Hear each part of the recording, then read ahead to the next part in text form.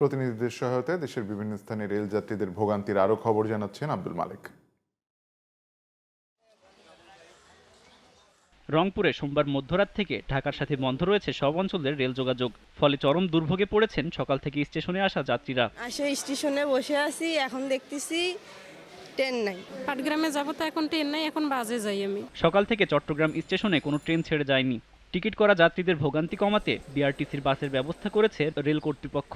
Emergency ভিত্তিতে ঢাকা যাওয়া প্রয়োজন কিংবা সিলেট যাওয়া প্রয়োজন, কুমিল্লা যাওয়া প্রয়োজন, আমরা অল্টারনেটিভ ব্যবস্থা হিসাবে বিআরটিসির সাথে যোগাযোগ করেছি এবং তাদের বাস আমাদের রেডি আছে এখানে। ময়মনসিংহ থেকেও কোনো ট্রেন ছেড়ে যায়নি। যাত্রা বাতিল হওয়া যাত্রীদের টিকিটের টাকা ফেরত দেওয়া হবে বলে জানিয়েছেন ময়মনসিংহ রেলওয়ে স্টেশন সুপার।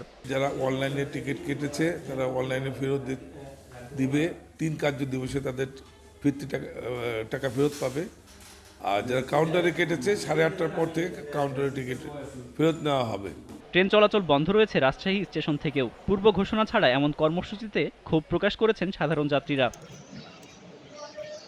সিলেটে ট্রেন বন্ধ থাকলেও বিআরটিসির বাসের ব্যবস্থা করা হয়েছে যাত্রীদের জন্য। এছাড়া গাজীপুর, দিনাজপুর, লালমনিরহাট সহ সারা দেশের ট্রেন চলাচল বন্ধ থাকায় ভোগান্তিতে পড়েন সাধারণ যাত্রীরা। আব্দুল মালেক, জিটিভি নিউজ।